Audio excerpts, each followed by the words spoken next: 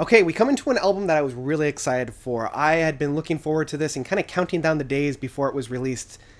And then it was released. And, yeah, I mean, this was released a couple of weeks ago. And most of the time when an album that I'm really excited for comes out, I like to get a review up for that, like, coming Monday.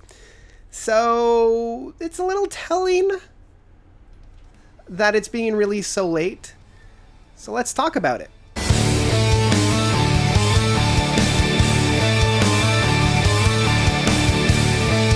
Under Stars by Lonely Robot. So, Lonely Robot is John Mitchell's side project. He started off with Arena, he's gone on to Kino, to Frost, to It Bites, and I believe his latest one that he's had his kind of fingers in is Gandalf's Fist, and I freaking love Gandalf's Fist. So, he's been involved in a lot of other bands that I really, really like. So, I like the fact that he finally has his own little project to kind of work in, because he's usually surrounded by other people and have to play within their own sandboxes. The first album of Lonely Robot, Please Come Home, was fine. It was fine. It was released in 2015, and it allowed him to stretch his legs a little bit.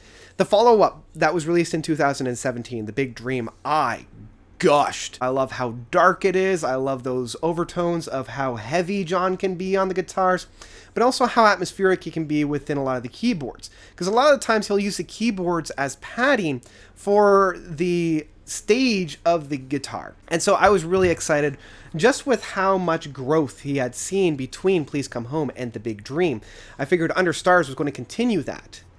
Unfortunately, it doesn't. Unlike a lot of albums that have come out within the past couple of weeks that really haven't hit me all that hard, this one doesn't stack the deck with all the great songs right at the beginning. Actually, a lot of the good tracks are kind of near the middle end. The album opens up with one of the better songs of Terminal Earth. It's very atmospheric. It builds it up. And when I first heard it, I'm like, all right, we're getting somewhere. This is great. I'm pumped. I'm ready. You got me excited with this little bit of a tease. Let's see where we're going from here.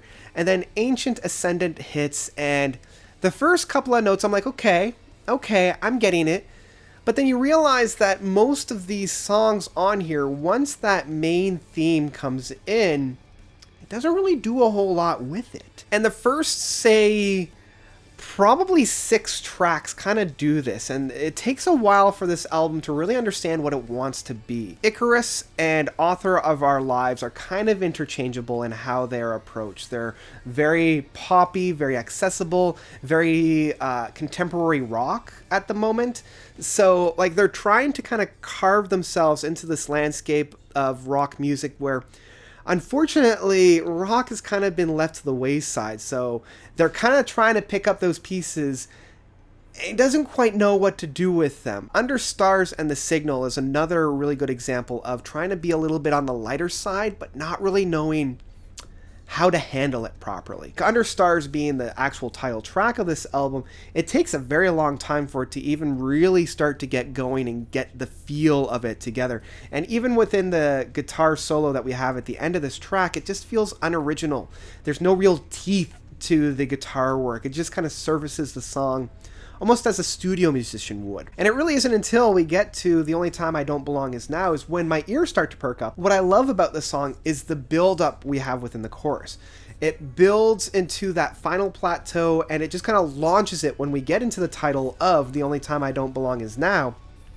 Damn, it hits so hard, and I kind of like, whoop. You know? And now that it has my attention, it kind of hits me with a double impact with When Gravity Falls. And this song being very heavy, I love how both this and The Only Time I Don't Belong Is Now, they both have this keyboard work that feels very like retro gaming, like something that we would hear with a Super Nintendo or a Sega Genesis within the keyboard work, and that provides the foundation for the guitar works to really blend and flow. And I love that chugging guitar of When Gravity Falls comes in. Now, unfortunately, we come into How Bright Is the Sun, and if you listen to the deluxe edition where you have the Cosmic Mix on this, I actually enjoy the Cosmic Mix a little bit more because the actual track on here, I have a feeling he doesn't know what really to do, because on the one hand it does feel like he's using the momentum of the past 2 tracks, but he doesn't know what to do and it kind of trips over itself. I love Inside the Machine. I love how it's just an instrumental.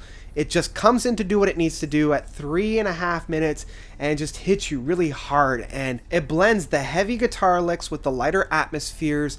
It's polished, but it's not overproduced. And it's a shame that How Bright Is the Sun is just kind of this piece. It's like, I don't know what I'm supposed to do.